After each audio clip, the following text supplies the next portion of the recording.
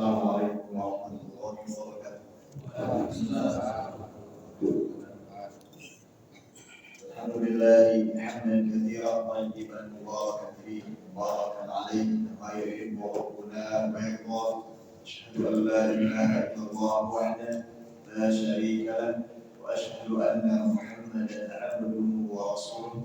Allahumma shalli wa sallim ala nabiyyina Muhammad وعلى آله وأصحابه ومن تبعهم بإحسان إلى يوم الدين. ربنا افتح بيننا وبين قومنا بالحق وأنت خير الفاتحين. اللهم إنا نسألك علما نافعا ورزقا طيبا وعملا متقبلا. أما بعد. Jamaah sekalian rahimani Allah wa iyyakum. Melanjutkan pelajaran fikih dari kitab yang berjudul Bidayatul Mutafaqqih yang insyaallah taala dirutinkan pada setiap Sabtu pekan pertama setelah salat subuh di Masjid Al-Muhajirin yang sama-sama kita cintai. Semoga Allah taala senantiasa menjaga segenap pengurus dan jamaahnya dalam kebaikan. Baik. Pertemuan pada bulan lalu telah memasuki bab yang berjudul bab haid dan nifas, di mana ini merupakan bab terakhir dari kitab Al-Tahar sebelum nantinya memasuki kitab selanjutnya yaitu kitab Shalat, kitab tentang fikih salat. Baik, sebelum memasuki kitab Shalat ada beberapa faedah yang penting untuk disampaikan berkaitan dengan haid dan nifas. Baik.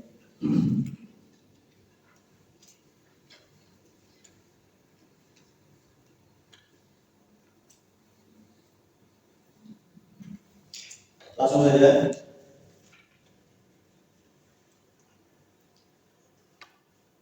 Di antara faedah-faedah penting berkaitan dengan haid dan nifas, di antaranya bahwa seorang suami yang menggauli istrinya tatkala sedang haid maka ada kewajiban kafarah.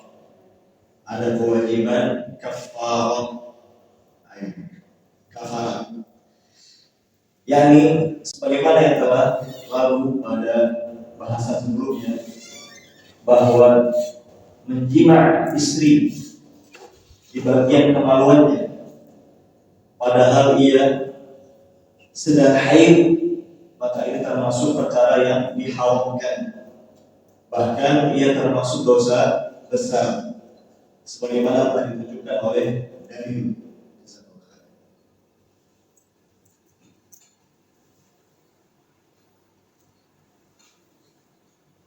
Maka barang siapa yang telah menjima istrinya yang sedang haid, maka hendaklah dia bertaubat, hendaklah dia beristighfar dan bertaubat, karena dia telah terjatuh ke dalam suatu yang diharamkan, bahkan merupakan dosa besar. Di samping itu ternyata ada kewajiban kafarah yang mesti dia tunaikan, yang mesti ditunaikan oleh si suami, berangkat dari hadis Nabi sallallahu alaihi wasallam. Dalam hadis yang sahih diriwayatkan oleh Abu Dawud dan selainnya dari sahabat Ibnu Abbas radhiyallahu anhu dari Nabi sallallahu alaihi wasallam bahwa beliau pernah bersabda tentang seorang suami yang menggauli istrinya dalam keadaan haid. Beliau bersabda, yatasaddaqu bi dinar atau bi nisfi dinar. Artinya ia hendaknya bersedekah sebanyak 1 dinar atau dengan setengah dinar atau dengan setengah dinar. Ya, Dijelaskan sebagaimana perkataan Ibnu Abbas radhiyallahu anhu bahwa apabila jima tersebut dilakukan di awal haid, maka kafarahnya 1 dinar. Dan jika jimanya itu dilakukan di akhir haid, maka kafarahnya setengah dinar. Ini berat ya. Di samping orang tersebut mesti bertobat kepada Allah Ta'ala, ya, ada kewajiban kafarah atasnya. Ada demikian. Dan dibedakan antara ya menjimaknya di awal haid dan menjimaknya di akhir haid. Kalau menjimaknya di awal haid, maka kewajiban kafarahnya ialah sebanyak 1 dinar. Sementara jika menjimaknya itu di akhir haid, maka kewajiban kafarahnya sebanyak setengah dinar. Baik. Dan 1 dinar itu sekitar 4 graman ya. 1 dinar itu sekitar 4,24 gram. Pokoknya sekitar 4 gram ya. 4 gram emas. Sekitar 4 gram emas ya, dengan 24 karat ya, dengan 24 karat. Maka seseorang yang terjatuh dalam hal ini, dia mesti yang menunaikan kafarahnya tersebut 1 dinar atau setengah dinar ya, atau bisa juga dia tunaikan dengan nilai ya, dengan nilai dinar tersebut di hari itu dan di tempat itu. Ya. 1 gram emas sekarang berapa? Yang 24 karat. Apa kata? 900 750. Ini kali 4. Lumayan. Lumayan. Iya. Maka hendaklah bersabar menunggu hingga istri suci dari haid. Baik.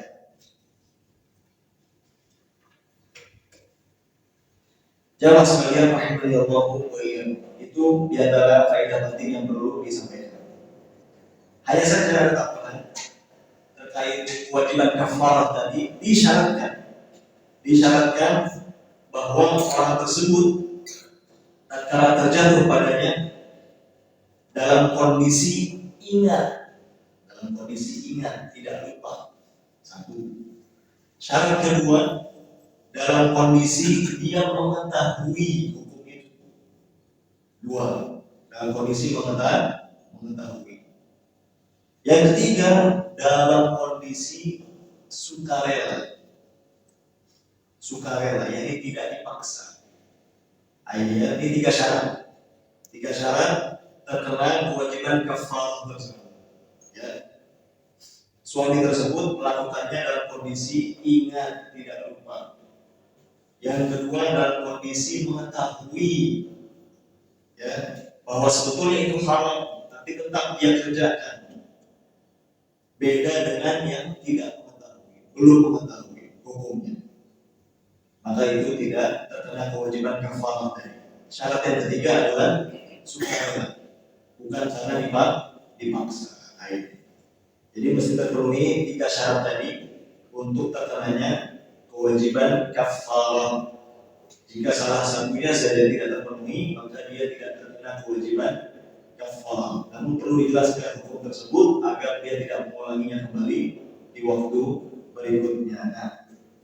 Baik, 3 syarat tadi: ingat, mengetahui, dan sukarela.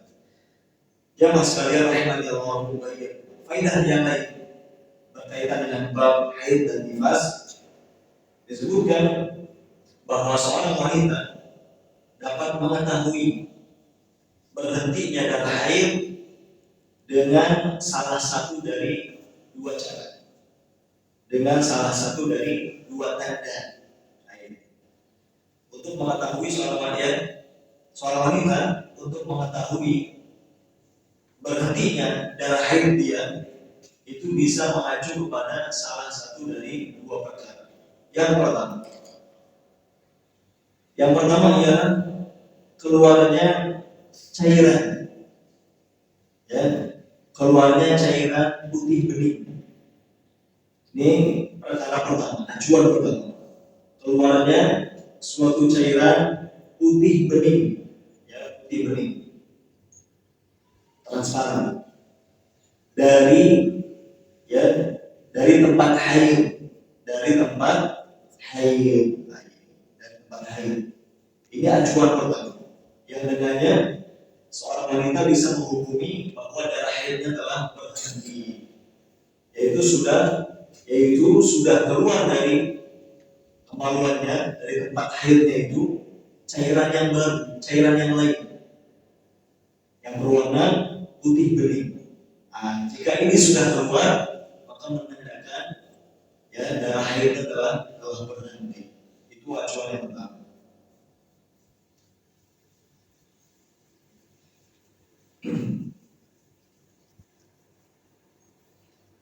Baik. Acuan yang kedua, kalau tidak yang pertama, maka bisa mengacu kepada yang kedua, yaitu dengan cara memasukkan, ya, sepotong kapas pada bagian haid, pada tempat haid, dan dikeluarkan kembali dalam kondisi bersih, tidak ada perubahan kapas tersebut. Nah, ini langkah kedua atau ini acuan kedua. Jika tidak yang pertama, maka yang kedua. Yang bisa cek dengan memasukkan, ya, sepotong kapas pada tempat haid, lalu dikeluarkan kembali. Jika kapas tersebut keluar, ya, dalam kondisi tetap bersih tanpa ada perubahan, maka itu menunjukkan darah haidnya telah berhenti. Nah, maka seorang wanita bisa mengacu kepada salah satu dari dua hal tadi.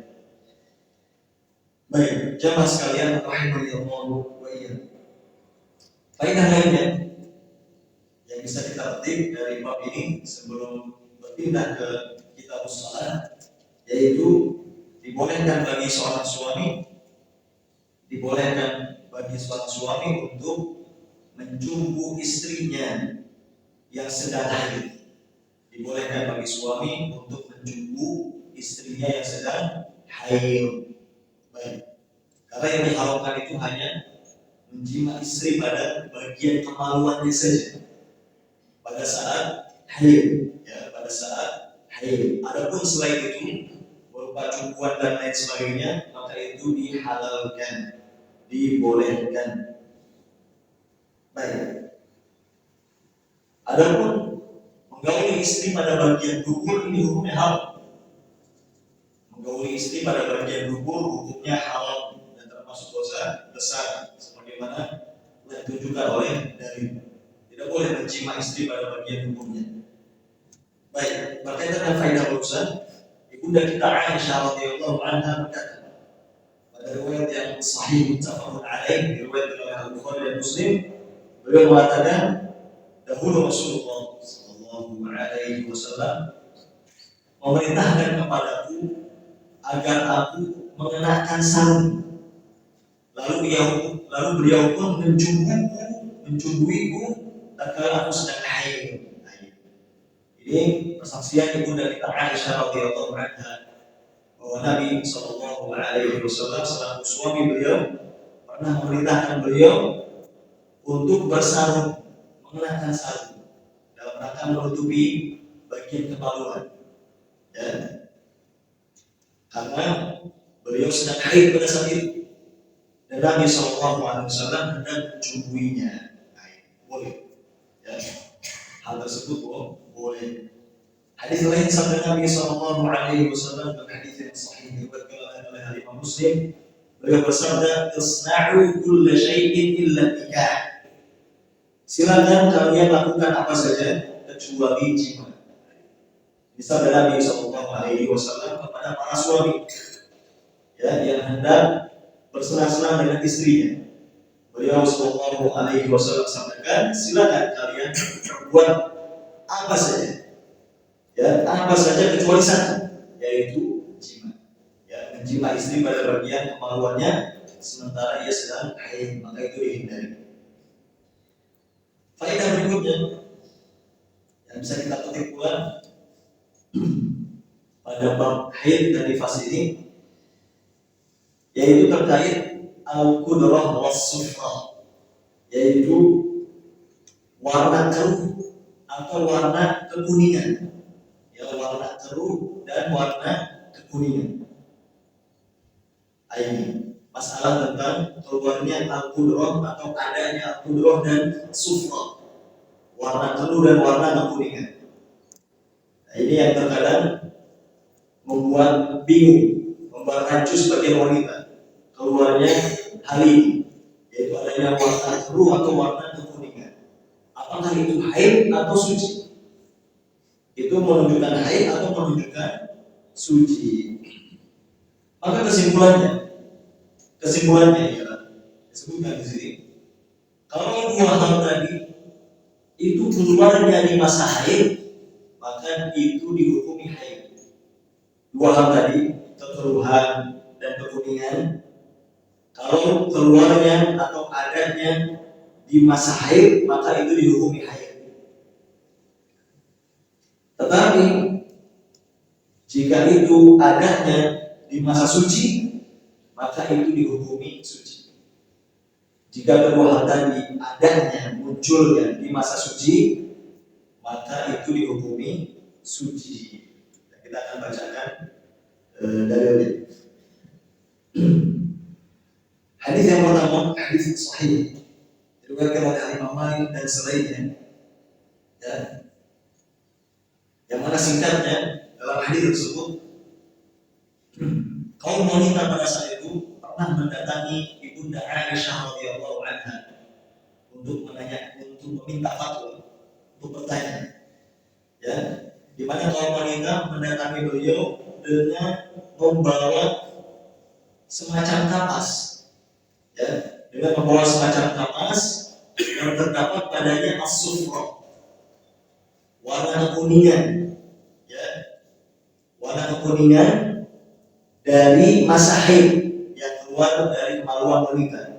Di bawah sampelnya itu oleh kaum wanita kepada ibunda Aisyah radhiyallahu anha, kapas, ya, yang sudah digunakan untuk mengecek di kemaluan wanita, ternyata didapati as-sufrah, kekuningan, ya, di masa haid, ya, di masa haid.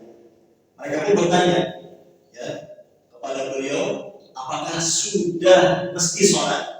Apakah sudah mesti sholat dengan adanya ini? Maka beliau radhiyallahu anha menjawab kepada mereka, janganlah kalian terburu-buru, janganlah kalian tergesa-gesa sampai kalian melihat adanya cairan putih yang bening. Nah, ini jawaban ibunda Aisyah radhiyallahu anha yang mengenai kasus tadi, kasus wanita, ya, di masa haid, wanita di masa haid, lalu di penghujung masa haidnya itu keluar kekuningan. Ditanya oleh para wanita, apakah sudah wajib sholat? Apakah sudah kembali sholat dengan keluarnya kekuningan ini? Jawab ibunda Aisyah, belum.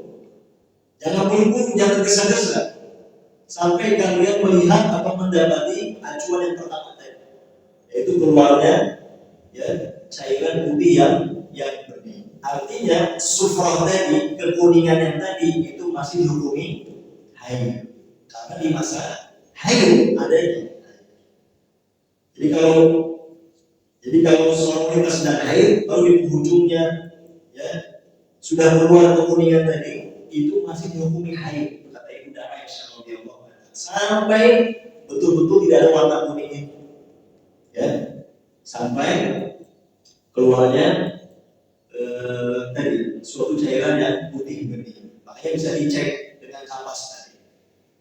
Kalau dicek dengan kapas, ketika dikeluarkan masih ada warna kuning, nah, belum, masih haid. Tapi kalau ternyata sudah dicek, dimasukkan kapas, lalu kapasnya dikeluarkan, ya, tetap dalam kondisi bersih, tidak berubah, nah ini berarti sudah suci. Hadis lain dari Ummu Atiyah, hadis sahih diriwayatkan Abu Daud dan selainnya, beliau berkata, dahulu kami kaum wanita, ya, sama sekali tidak menggubris, sama sekali tidak menganggap, ya, warna kekuningan dan keruh, ya, setelah masa suci atau di masa suci haid. Ini perkataan Ummu Atiyah.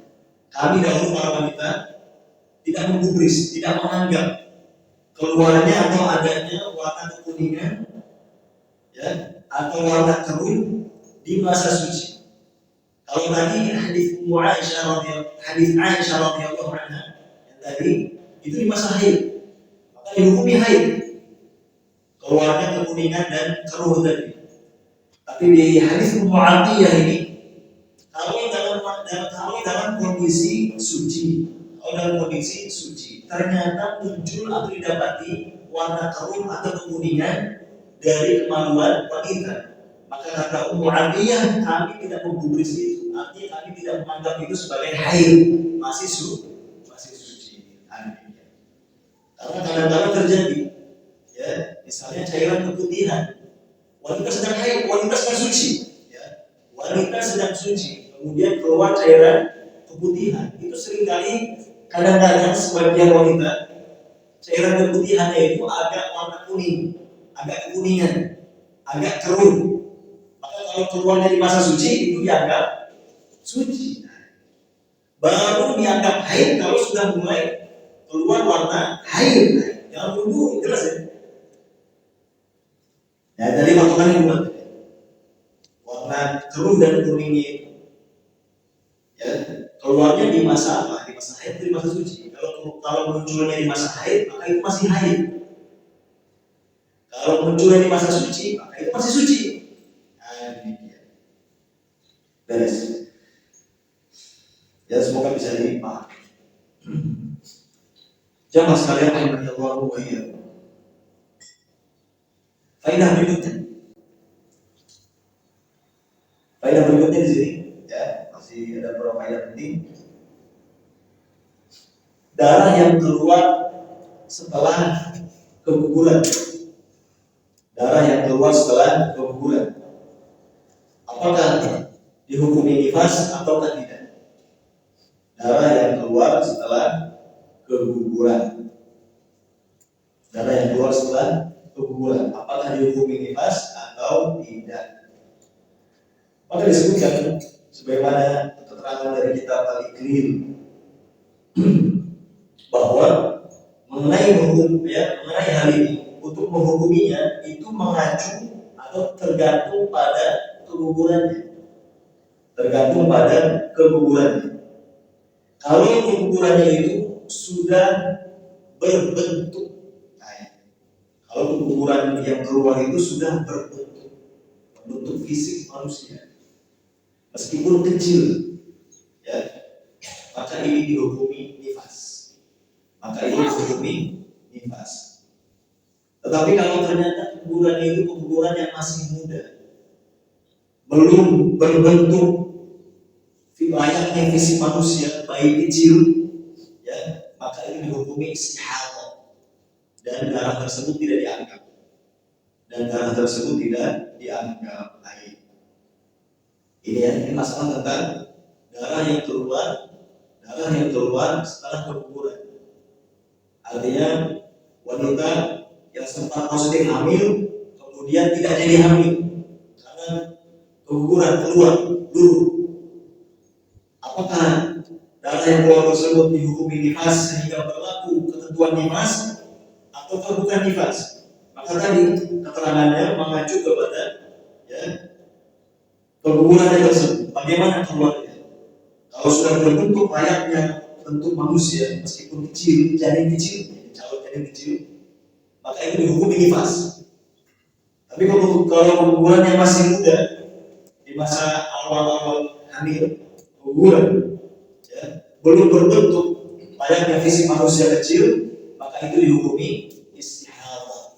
Dan tidak dianggap ada dirinya. Meskipun keluarnya berhari-hari, tetap itu istihadah. Kalau memang belum berbentuk. Jadi tadi, kalau dihukumi nifas, maka berlaku konsekuensi nifas. Tidak boleh sholat, tidak boleh puasa, tidak boleh digauli, dan seterusnya. Tapi kalau dihukumi istihadah, maka dia layaknya wanita suci. Tetap wajib sholat, bisa puasa, dan juga bisa digauli. Baik, jamaah sekalian, rahimani Allah wa iyyakum.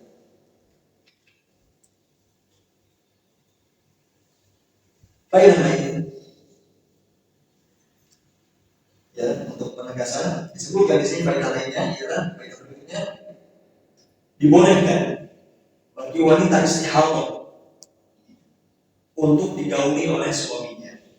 Dibolehkan bagi wanita istihadah untuk digauli oleh suaminya. Nah, sekarang sudah berlalu beberapa kali penyebutan bahwa wanita istihadah bukanlah wanita haid. Wanita istihadah bukanlah wanita haid, meskipun sama-sama keluar darah. Karena wanita istihadah statusnya itu adalah status wanita suci, dan darah yang keluar itu adalah darah penyakit. Ada demikian, sehingga berhubung statusnya adalah wanita suci, dia tetap boleh untuk digauli oleh suaminya. Ada demikian. Disebutkan di sini perkataan Ibnu Abbas radhiyallahu anhu dalam riwayat yang sahih mauquf yang diriwayatkan oleh Abdul Razzaq, ya. Perkataan Ibnu Abbas radhiyallahu anhu, kata beliau, tidak mengapa seorang suami menggauli istrinya yang istihadah. Ini kata Ibnu Abbas radhiyallahu anhu, boleh. Tidak mengapa seorang suami menggauli istrinya yang sedang istihadah pada bagian kemaluannya. Ada keterangan di sini, Imam Ahmad rahimahullah, beliau pernah ditanya tentang wanita istihadah, apakah boleh digauli oleh suaminya? Beliau menjawab, sholat lebih besar. Beliau menjawab, sholat lebih besar. Paham? Imam Ahmad rahimahullah ditanya tentang wanita istihadah, boleh digauli tidak? Beliau jawab dengan mengatakan, as-sholatu a'zam. Sholat itu jauh lebih besar. Maksudnya apa? Wanita istihadah wajib sholat, bisa sholat. Kalau sholat saja bisa dan boleh, apalagi jima. Itu maksudnya kata Imam Ahmad rahimahullah ta'ala. Faedah lainnya, ya, disebutkan di sini boleh bagi seorang suami untuk, ya, tidur atau rebahan di pangkuan istrinya yang sedang haid. Boleh bagi suami untuk tidur atau rebahan di pangkuan istrinya yang sedang haid. Baik, berdasarkan hadis Ibunda Aisyah radhiyallahu anha, hadis yang sahih muttafaqun alaih, diriwayatkan oleh Bukhari dan Muslim. Beliau berkata bahwa Nabi Shallallahu Alaihi Wasallam dahulu, ya, biasa bersandar atau rebahan di pangkuanku sementara aku sedang haid. Kemudian beliau pun membaca Al-Quran. Ini perbuatan Nabi Shallallahu Alaihi Wasallam bersama istrinya yang sedang haid. Beliau berbaring bersandar rebahan di pangkuan istrinya, dan beliau pun membaca Al-Quran dalam keadaan seperti ini. Subhanallah. Ya, dan istrinya sedang haid. Ini menunjukkan kebolehan. Nah, maka aktivitas apapun bersama istri yang sedang haid hukumnya boleh. Yang dilarang hanya tadi menggaulinya pada bagian kemaluannya. Aktivitas yang lain boleh. Tidur bersama, ya, makan minum bersama, dan pelayanan istri yang lainnya boleh di masa haid. Ya, di masa haid. Yang tidak boleh hanya jima saja. Maka ini menepis anggapan sebagian orang yang menganggap bahwa selama wanita sedang haid, selama istri sedang haid, maka itu mesti dijauhi dalam artian haid, sampai tidak diajak bicara, tidak mau duduk bersama, bahkan sebagian sampai pisah rumah dulu. Itu ya. Ini dalam Islam tidak seperti itu. Dalam Islam tidak seperti itu. Ya. Biasa, istri yang sedang haid normal biasa aktivitas melayani suami kecuali satu, yaitu jima. Faedah berikutnya, dianjurkan bagi wanita haid untuk tetap keluar ke tempat sholat Id. Dianjurkan bagi wanita haid untuk tetap keluar menuju tempat sholat Id. Nah, Aid. Berangkat dari hadis Ummu Atiyah yang riwayat Sahih muttafaqun alaih, diriwayatkan oleh Bukhari dan Muslim, beliau mengatakan, kami kaum wanita telah diperintahkan oleh Rasulullah sallallahu alaihi wasallam agar kami mengeluarkan, menyuruh keluar para wanita haid di hari 2 hari raya, di hari Id, di hari 2 Id. Ini perkataan Ummu Atiyah. Beliau katakan bahwa kami kaum wanita telah diperintahkan oleh Rasulullah sallallahu alaihi wasallam untuk mengerahkan kaum wanita yang sedang haid sekalipun untuk tetap keluar menuju lapangan, menuju tempat sholat Id di 2 hari raya. Maka ini menunjukkan adanya anjuran. Untuk apa? Untuk mereka tetap menyimak khutbah dan menyaksikan doa kaum muslimin. Meskipun tidak itu sholat Id, hanya menghadiri dan menyaksikannya saja. Ini dianjurkan.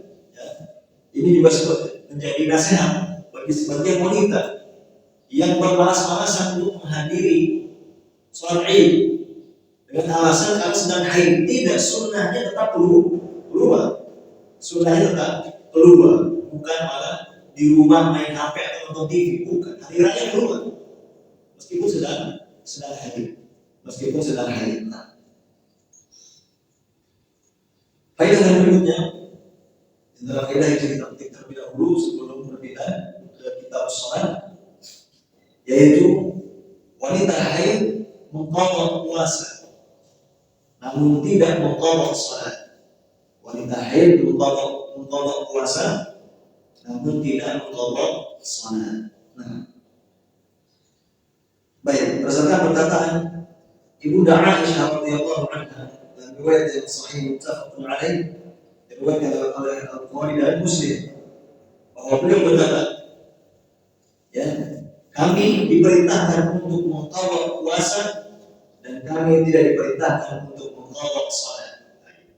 Ini jelas bahwa kewajiban puasa dan kewajiban salat yang ditinggalkan oleh wanita haid, maka yang diqadha hanya puasa. Adapun salat tidak diqadha, tidak disyariatkan untuk diqadha.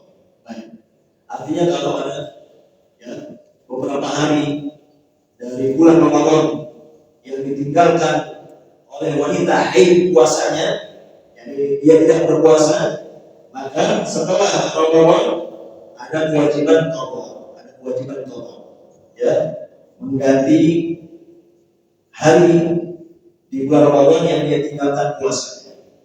Sementara salat yang ditinggalkan oleh wanita haid selama masa haidnya, maka tidak ada kewajiban qadha, tidak mesti diqadha. Nah, baik, jamaah sekalian rahimani Allah wa iyyakum. Faedah berikutnya, mengenai pakaian yang terkena darah haid. Apa yang mesti dilakukan oleh seorang wanita? Maka dijawab di sini, riwayat Asma, hadis yang sahih muttafaqun alaih, diriwayatkan oleh Bukhari dan Muslim. Kata beliau, pernah datang seorang wanita kepada Nabi sallallahu alaihi wasallam lalu bertanya, salah seorang antara kami kaum wanita pakaiannya telah terkena darah haid. Apa yang mesti dilakukan oleh wanita tersebut terhadap pakaian itu? Maka beliau sallallahu alaihi wasallam menjawab, tahudduhu thumma tagrusuhu bil ma' thumma tandahuhu thumma tusalli fihi. Kata beliau, dia cukup mengerik bagian haid tersebut di pakaiannya, kemudian dia pucat pakaian tersebut dengan air, kemudian dia bilas, kemudian dia bisa sholat menggunakannya. Ini sabda Nabi Sallallahu Alaihi Wasallam. Untuk pakaian yang benar darah haid, cukup dikerik atau disikat, kemudian dipucat dengan air, ya, selanjutnya dibilas dan sudah bisa dipakai untuk sholat.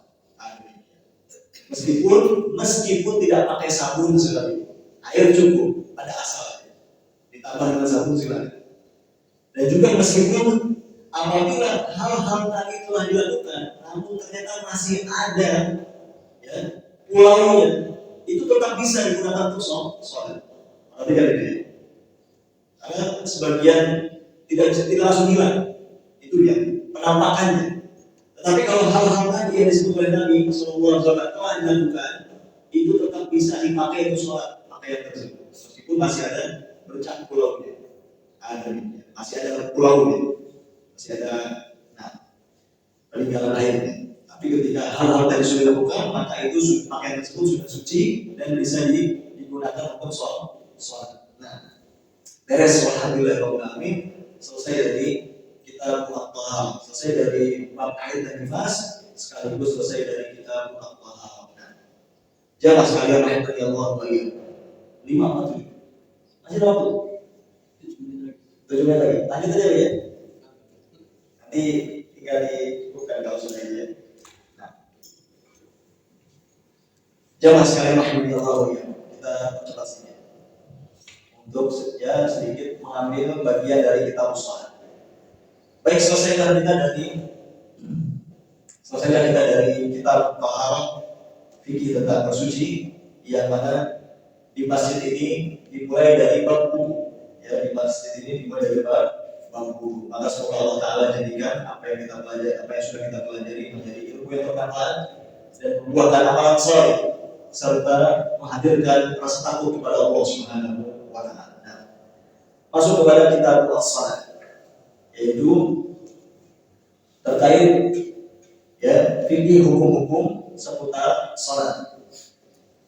Baik, pertama, salat, ya, pengertian salat secara bahasa dalam bahasa Arab. Maka salat secara bahasa Arab dia berarti doa, dia bermakna doa, ya.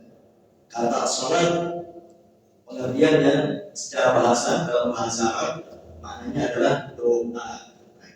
Kalau salat secara bahasa artinya adalah doa. Berdasarkan firman Allah Ta'ala di surat At-Taubah ayat 103, At-Taubah ayat 103, Allah Ta'ala berfirman, wa salli alaihim, ya, inna salataka sakanun lahum. Artinya, ya, dan berdoalah engkau untuk mereka. Allah gunakan kata salli, yang artinya doa. Dan berdoalah engkau untuk mereka. Sesungguhnya doamu merupakan ketenangan bagi mereka. Sesungguhnya doamu merupakan ketenangan bagi mereka. Itu pengertian sholat secara bahasa artinya doa. Adapun pengertian sholat secara istilah syar'i, ya, pengertian sholat secara istilah syar'i. Pengertian sholat secara istilah syar'i yaitu, ya, perbuatan-perbuatan yang telah dimaklumi. Perbuatan-perbuatan yang telah dimaklumi. Ya, dimulai dari berdiri,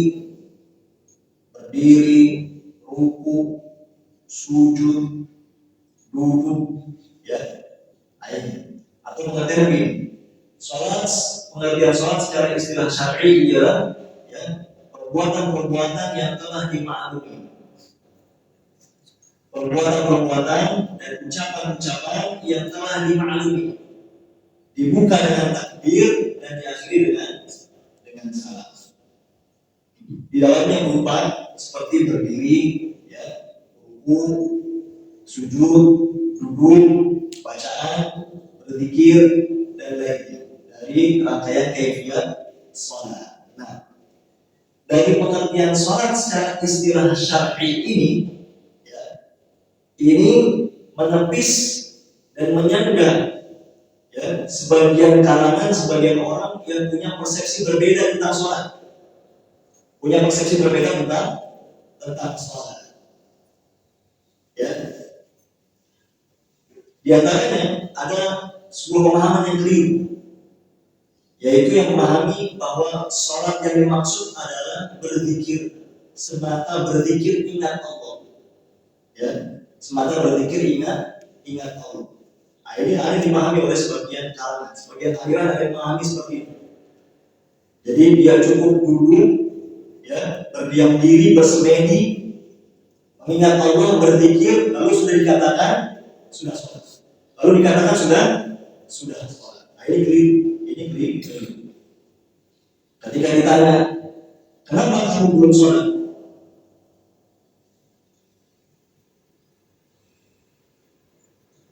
Ketika ditanya kenapa kamu belum sholat, dia jawab, saya sudah sholat. Lalu ditanya lagi,